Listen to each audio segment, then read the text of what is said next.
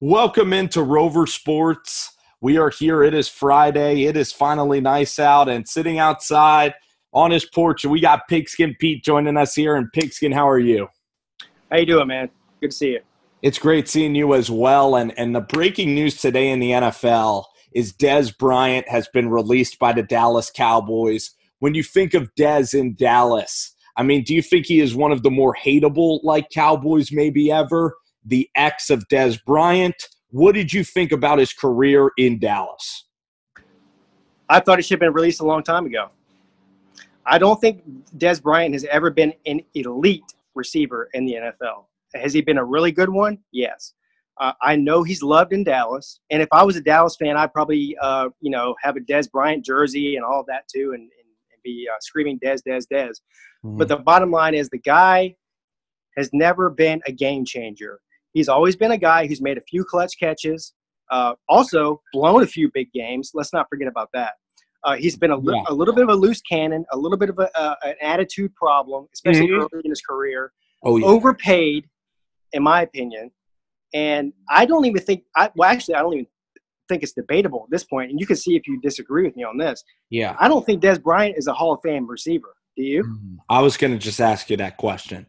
Yeah. Now – like Dez Bryant, like if you're a Giants fan, kind of like me, like the whole X thing, and he's like Michael Irvin. There's some guys, honestly, in the league, Pigskin Peete, that are arrogant, kind of prickly guys. And Dez with the X, he definitely seems totally arrogant. But I can get behind a Josh Norman because at least they make the game fun. Like in the public, they're wonderful, to interview and stuff. Even Richard Sherman, I've kind of come around on him, and when you really disliked him. But Dez is kind of quiet, and you think of the Jason Witten feuds, right? You think of him and Romo kind of blowing up. I liked how Dez has matured, but the reason Dez has never been a guy, though, that can take it to the house. Like Jerry Rice, Julio, those guys are house call guys. Dez, the back shoulder fades, though, to Dez were unguardable. Unfortunately, Pete, like Dez has been a top 5 guy, though, it seems like for 8 years. And that's pretty remarkable, though. So that's why I'd probably vote him in. Well, I disagree with the premise that he's a top 5 guy for 8 years. You don't think so? No, I don't think so. I think that he is not good enough. Here's my problem with Dez Bryant. Mm-hmm. So Dez Bryant has benefited in his career from playing with several really good quarterbacks, a great offensive line. He's never, and if you ask, you don't ask, but if you listen to commentary on other Hall of Fame receivers throughout the league, he's not a great route runner. He doesn't have breakaway speed. He's essentially Kelvin Benjamin on a really good team, basically, right. With problems. And what happens with somebody like Dez Bryant is when they come into the league, they have all the talent. The future's ahead of them. They make some really great plays, and they get handed all this money. And he's a little bit of a prima donna. Mm-hmm. But eventually that time runs out. And are you worth – well, now he's old, right, or old for a receiver. Right. Are you worth the amount of money you're asking? Are you worth the headache? And are you worth a guy who, in my opinion, hasn't progressed as a receiver but degressed as a receiver? It'd be different if Dez Bryant had his struggles early in his career and got better, but he's gotten worse, not better. And so I think that he probably should have been let go a couple of years ago, or paid out or whatever. Yeah. And wherever he goes, after getting released by the Cowboys, he will not be the top guy. Yeah, I think I still think his career has been kind of a wild success. I mean, he hasn't won. He has been a personality problem. He really has. I bet if you asked Romo and put him on a lie detector, he'd say that Dez is so annoying and frustrating and he always wants the rock and he's not a team guy. And there's some receivers that are like that. But I look at Dez and I still think he's wildly successful with the back shoulder balls, the jump balls. Yeah, it's funny. Kelvin Benjamin certainly isn't to Dez's level. When you look at Dez, Demaryius Thomas could have been Dez, but he's regressed too. It's hard to sustain. Like Dez was never Calvin Johnson to me, but can you think of another big wide receiver that's that thick that like kind of Dez Bryant, you know? I know you mentioned Benjamin, but it's hard to keep progressing, though, at that position. The shelf life is like 5 years. Well, that's my point, though. So my point is that he was pretty good for a while, and his time's up. I'd argue very good to elite, and he was just frustratingly, he's just so dislikable. You know what I mean? I would definitely, I would say, I will concede pretty good. I will definitely push back on elite. I don't think that there's any time in Dez Bryant's career he's ever demonstrated that he's an elite receiver. Now, when I think of elite, I think of, Jerry Rice, players like that, and I don't think he's anywhere close to that. Guys that are literally like the rarest of rare breeds, right? Right. So, man, that brings me to another question. Like, I guess Antonio Brown probably. Who's elite to you then, right now? I would say definitely Antonio Brown. Mm-hmm. In today's, OBJ is elite. I mean, he's an elite talent. Yeah, you're right. Right. I would definitely say OBJ is. Right. There aren't that many now that you think about it. Jones, DeAndre Hopkins from Houston, definitely elite. Ooh, and that's the thing. Those guys, Odell Beckham and Hopkins, they have a lot of work to do to match Dez's track record. So I'm going to look up some stats. I do think, trust me, I haven't liked Dez, but I still think he's a Hall of Famer. I still think the pick at 24, he slipped out of Oklahoma State because of the personality issues. But he could have been incredible if he was just like a little less unselfish. I still think he was great for them. And now I just thought of one who's a big guy like Dez, Julio Jones. Now, Julio Jones is a perfect example to compare to Dez Bryant. Now, obviously, one I would think has way more physical talent than the other. I think that Julio Jones is just physically, gifted more than Dez Bryant was. Right. But there's a big, tall guy who's an elite receiver, and I don't think that you can argue that Dez Bryant never in his career got anywhere close to where Julio Jones is now. Yeah, I mean Julio though is inconsistent though. When you look at his performance. Well, so is Dez Bryant. I don't know about that. Dez is kind of always on the same kind of wavelength. To me, he always gets 5 catches, 87 yards, a touchdown, the freaking lob in the end zone, So I'm picking up something with you here. What? I'm starting to think that you want Dez Bryant to come to the Giants, don't you? I was thinking how freaking weird that would be. And then Odell goes. But tell me, would you like to see that happen? I mean, it would be the ultimate good guy, bad guy story, he's a different guy right now. I like where his head's at. That's why I'd be interested because I think he just wants to win right now. Who, Dez? Yeah. Well, I mean, come on. He's wanted to win his whole career. He liked fighting with Witten, and that defense wasn't ready. He's going to go to the Patriots or 49ers. He isn't going to go to the Giants, though. So you think he's a little bit like T.O. when T.O. left and had all that success with the Eagles, and then, you think he's at sort of the downside of his career, and he just wants to win titles? Yes. All right, I can buy into that. I'll give you that much. But here's the thing. But I think that you're selling him short. T.O. was much better than Dez Bryant, in my opinion. Yeah, I'm gonna list a wide receiver that I don't think is I don't think is a Hall of Famer, but he's gonna be so close, and he's one of your favorites is Steve Smith, and those guys maybe are parallel, right? I'd say. I mean, you're talking about guys, Yeah, that very different type of receiver. Steve Smith basically willed his way to the Hall of Fame. I mean, you're talking about a small guy from a no-name college. Who wasn't, on anybody's radar during the draft and went and put together the career he did. That's a different story. Now, Dez Bryant was expected to be a Hall of Famer when he came out, and he hasn't really lived up to that expectation. Yeah, I would disagree because he wasn't drafted that high, though, in the first round. But you're absolutely right. And before we go, we got to get to Muschamp. I almost feel like cutting this video because it's been a good Dez discussion. I mean, the one guy that is beloved. I'm just getting started, man. Come on, we got to do Muschamp. The one guy that's beloved though off the field is Larry Fitz, and that guy's lock, Hall of Fame. Absolutely. He's as much of a lock as Jerry Rice was Yeah, he's first ballot. He won. If he gets one vote against him, then they should kick that guy out of the voting. It's crazy.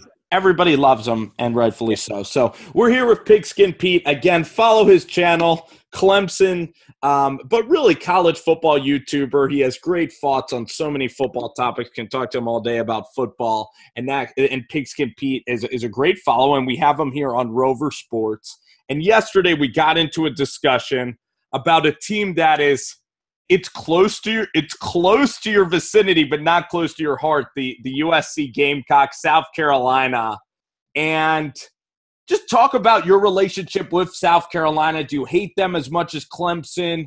Do you hate Steve Spurrier? I first want to know, like, what about you in South Carolina, and then we're going to get in the will for sure.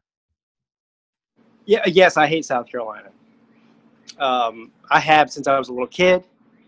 I have a lot of really close friends actually that actually are Carolina fans and actually some alumni from South Carolina. So, as far as their sports programs go, yes, I do hate them. I think that they are the bottom dwellers of the state. I think they are the bottom dwellers of the SEC.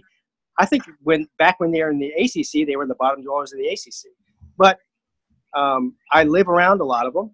I converse with a lot of them. I have contact with a lot of them, both on YouTube and in real life. And it just reinforces my hate and disgust for that program. Do they outnumber you guys everywhere in the state? Yes, they do, because they have, first of all, South Carolina is the University of South Carolina has twice as many students as Clemson does. So they have twice as many alumni, just by simple math. So, yeah, there's a lot more South Carolina fans in the state of South Carolina than there are Clemson. Right. But and South Carolina, like, they carry that kind of arrogance, like they are the state that they'll look at you as maybe a little brother, but you guys think that you're a classier university, right, than South Carolina. Like, if I were to describe a USC. Well, it's not an opinion of mine. It's a fact. So Clemson, listen, I have probably 3 or 4 friends from high school, close friends, that the reason they went to South Carolina is because they couldn't get into Clemson. So we know already that Clemson is a better academic university, higher academic standards. Okay? Freaking hard. So let's forget about that. I didn't go to Clemson, so I can't bark about how great Clemson's academics are because I didn't go there. But as far as sports go, especially football, Clemson has dominated South Carolina for 120 years. It's 69-42-4 is Clemson's record against them head-to-head. South Carolina has never won national championships, never won a conference championship with the SEC, never won a BCS bowl game, a New Year's Six bowl game, we call them now. Yeah. So, listen, there is no comparison when you compare Clemson to South Carolina. Clemson is a dominant force as far as football goes in the state of South Carolina, always has been, and more than likely throughout my lifetime always will be. When you say to your South Carolina friends and you show them a video of South Carolina fans acting crazy, do they all come back with the same line kind of I say to Eagles fans, like it's just a few crazies, a small few? And they no, say it doesn't represent it? Or will they admit that they're kind of, a little arrogant and stuff? Yeah, they'll admit they're arrogant. The South Carolina friends that I have are different than the ones you would see, on YouTube or if you go to a game. Yeah, so they understand for the most part what South Carolina fans are, and the friends that I have actually have respect for Clemson. But that doesn't go for everybody in my town or my state. Right. I come in contact with plenty of South Carolina fans who are completely arrogant, completely delusional, and are complete jerks. So most of them don't have a clue. They think every year is SEC East. Every year is their year. Is that kind of South Carolina? Yeah, that's exactly what I hear. Now, this is something that happens every year. I see there's my son. Right. I see South Carolina fans in the street, wherever, in public places, and they see me with Clemson stuff on, and they'll, you want to have a conversation, and they really believe, and I'm not even making a joke here. They really believe on a year-to-year basis that they are going to all out of a spontaneous combustion rise to be a top 10 team in the country, win the East, compete for the SEC, dominate Clemson, take over Clemson as the best team in the state. And listen, like I've said before, it's great to have optimism if you're a fan of a team. I don't discourage anybody from having that. But there's a fine line between optimism and delusion, and a lot of these guys really are delusional. And the problem is a lot of them don't really follow football. Sure. They're just fans.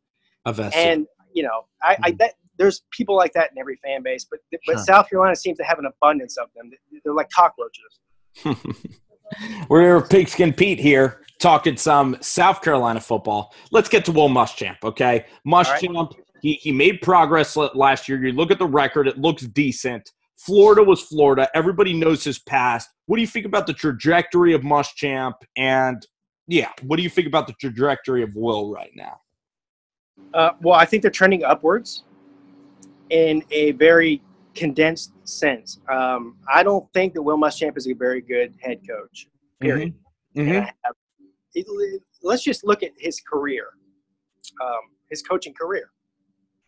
So he's with LSU as a linebackers coach from 2001 to 2004 under Nick Saban. They had a pretty good defense then. So they win a national title with Nick Saban. Obviously, Nick Saban leaves, goes to the Dolphins. Eventually, so does Muschamp. Anyway, as far as college football goes, after that, Muschamp goes to Auburn, 2006, as a defensive coordinator. At that time, we're talking about 12 years ago. Yeah. He was the highest paid defensive coordinator in the country at that time. And he had a pretty good defense. 6th overall defense in the country is what his stats came out to. Okay. Now, here's the real interesting part of his career. And a lot of people don't know this about Will Muschamp.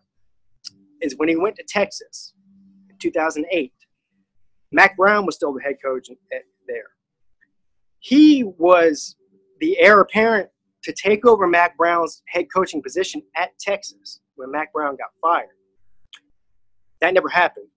The other interesting thing is that when Clemson fired, what's his name? Bowden. Okay. And they interviewed a bunch of coaches around the country. Will Muschamp was one of the leading candidates to take over the head coaching job at Clemson. A lot of people don't know that. Wow. Now, Clemson never got to make that decision. You want to know why? At that time, he was at Texas. Texas convinced him to stay there because they convinced him that he was going to take over Mack Brown's job.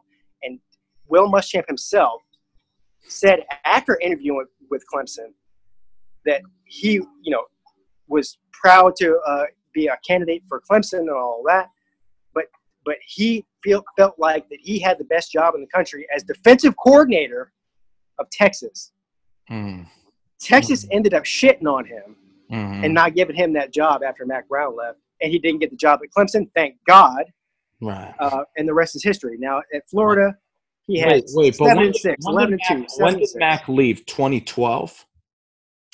When did Charlie Strong go to Texas? 11 or 12 when Mack Brown. They They were dangling Mack Brown, and that's kind of diabolical that Mack Brown, like who's the nicest guy in all college football, who won with Vince Young, he's kind of overrated a little bit because he only won with Vince that one year. But it's kind of crazy that Texas would go behind their back, with Muschamp. And then Muschamp, did he kind of burn Texas by going to Florida at that time?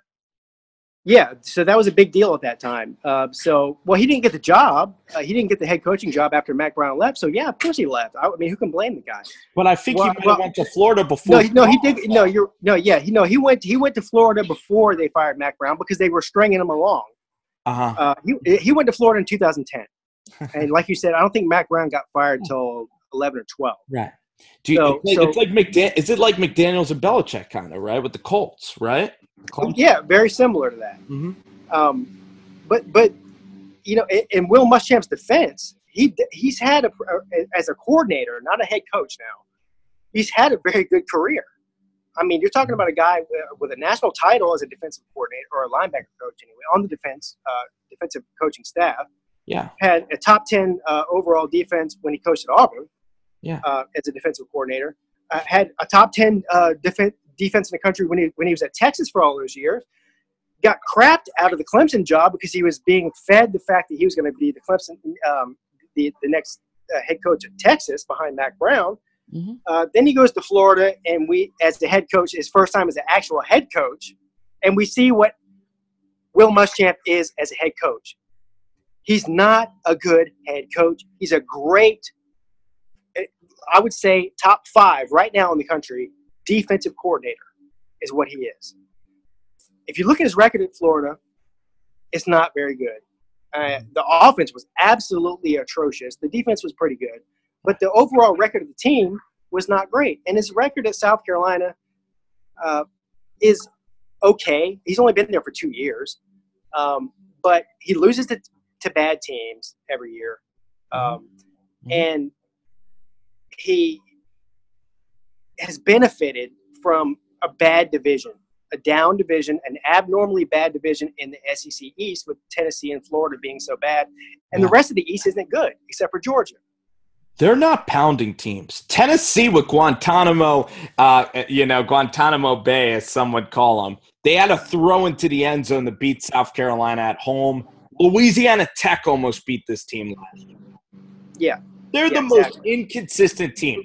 The win over NC State was unbelievable to me. That shocked the hell out of me to see Deebo Samuel returning those kicks and everything. I'm like, what the hell? They go to Missouri and win, but then they turn around. They lose to Kentucky. They lose to Kentucky. Florida was a train wreck. So, and then, of course, the Clemson game happened. But let's talk about Will Muschamp. I love when I'm with you, we could talk personality of guys. The one thing is you have some defensive coordinators that are quiet, like Todd Bowles in the NFL. There's some D guy. Kevin Steele seems quiet. Muschamp, doesn't seem quiet at all. That's the thing about him. He can win a press conference, kind of. He is, kind of passionate. But, it seems like he also has no offensive idea what he's doing. Well, he has no clue about offense. That's clear.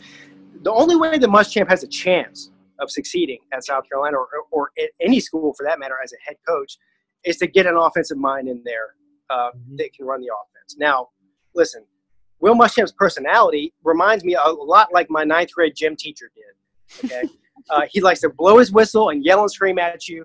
There's a famous thing when he was in Florida. He almost got, he got reprimanded for, scolding and grabbing the face mask of the Florida player on the sideline. Mm-hmm. And so that's what he is. He's a gym teacher. He's a very loud, passionate guy, which is not a bad thing. I don't think that passion out of a coach is a bad thing. That's one of his attributes, actually. But he doesn't know how to control it. And I don't think, like I said before 100 times, that he's a good head coach. He doesn't know how to lead a program yet. Anyways, he's still a young guy, so I won't say that will never be a great coach. But I don't think that he has what it takes to take South Carolina to the point to win the East. Definitely not win the SEC, and certainly not within the next 5 to 10 years. Even come close to competing with Clemson as long as Dabo is at Clemson. My personal opinion. How good – I'm going to ask you 2 questions here. How good is Jake Bentley, Brian Edwards, Dowdle, the talent that they have on offense? And have you heard the name DeCarrion Joyner? And are you kind of pissed off hearing DeCarrion Joyner's name so much? So those are my 2 questions for you. No, so I think that South Carolina has a lot of talent. I think that their talent supersedes their record. I think that their talent supersedes their performance over the past couple of years, even longer than that. When it comes to Jake Bentley, I'm in the minority here. I might be the only guy, actually. I don't think Jake Bentley's a very good quarterback. And I know I'm the only one that thinks that. And it's because I've watched him. I've watched every down of South Carolina football, just like I've watched every down of Clemson football over the years. Mm-hmm. And Jake Bentley was propped up. He came out of high school early. He was propped up as the second coming of Peyton Manning in the SEC as far as quarterbacks go. Absolutely. And he is a turnover machine. He seems to be a very immature guy. I think that he has a lot of physical talent, arm talent. Great reads, great footwork. He might actually end up eventually being a decent pro. We'll see. But as far as college goes, he doesn't impress me very much. And I think that he's been propped up a little bit higher on the pedestal than he really deserves to be at this point. Huh. I look at Bentley. I kind of like, I'm an outsider about this whole thing living in Pennsylvania. I kind of like Jake's intensity, honestly. Like there's some guy, he's a love-hate guy though. I mean, you're absolutely right. The whole 18-year-old coming out of Alabama was at Duncan with the whole, Chase Dodd and the Bentley family. I know all about his brothers and everything. He doesn't seem to have an incredible arm, but he doesn't play on TV enough. The Clemson game was the one game where he was just downright terrible, but I think his personality actually helps him because he's very intense, because his dad's the running back coach, that he kind of has this whole bubble around him where everybody thinks that he could be awesome. Well, his dad's the running back coach. Let's not be fooled here, guys. Come on. His dad is the Jake Bentley coach. And if I was this is why Will Muschamp's not a good head coach. If I was Will Muschamp at this point, Jake Bentley's dad would not be on that staff. And it's sort of like, you want to get this guy away from his kid, get him out of his ear, because, yeah, he's a running back coach, but how much time do you think that his dad spends in his ear on a daily basis during the season talking about this pass and this read and that read and this block and that block? I mean, come on. Right. There has to be a separation between church and state, between dad and son, and let your kid play, man. This is not preschool. Let the kid go. I mean, are we talking about what's his name, Lonzo Ball situation here? With your dad's all over you. Yeah, it's true. I'm excited to see Bentley playing this tempo offense. The wide receivers coach that's now the coordinator, he isn't Kurt Roper, but he has like zero experience. The one bad thing about South Carolina is that if you're a good OC, like the OC that I really like is a Clemson guy of Arkansas, Craddock. Jay Craddock, you know that guy. There's certain guys that are OCs that are going to become head coaches very, very soon when you're that good of an offensive coordinator. So USC will never be able to have them. I just look at Muschamp. He does kind of win you over in the press conferences. He acts like he's evolved as a head coach. And at South Carolina, they are the fourth. They're always going to be fourth for the expectations in the Eastern Division. Even Jeremy Pruitt has higher expectations, I think. Yeah, I mean, acting like something is complete. Listen, I acted like Santa Claus a couple years ago for my kids, but I'm 175 pounds and my beard is not white. So, acting only goes so far. All right, I'm going to debate you now. I definitely – I want to say this I want to put some stuff on the record right now. I like Jake Bentley a lot as a quarterback, actually, unlike you. Like, I think that he's a pro-style guy. He needs to play more confidently. He needs to have the playbook opened up. He doesn't take deep shots at all. His release is long, like we talked about. That defense is actually in complete turmoil. They actually don't have talent on that side. But I think Muschamp is going to stay at South Carolina. There's no other school that he can – if he gets fired from USC, he's probably done in the Big Five. So this is his kind of opportunity. I think he's going to take them to an SEC championship within the next 3-4 years, though. I completely disagree. Now – gosh, Georgia is so damn good, though. I'll just say it's very exactly hard. Florida, it's hard, but he's going to be a success. I'll just say this. He's going to be very – listen.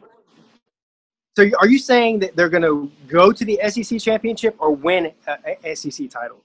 God, that's pretty crazy of them beating. They could beat on Auburn, but I think he's going to be Alabama. Successful. He's going to be a 10-win guy in like 3. He's going to win 10 games in like 2 seasons, 10, 11 games. He's going to have one of those years, SEC championship. Yes. So let me ask you a question then. He's going to be at South Carolina for the next 10 years. I'll say that. Let's say that you're right. Okay, and I'll concede that I've said before, I think he's a 9-10 win guy at best.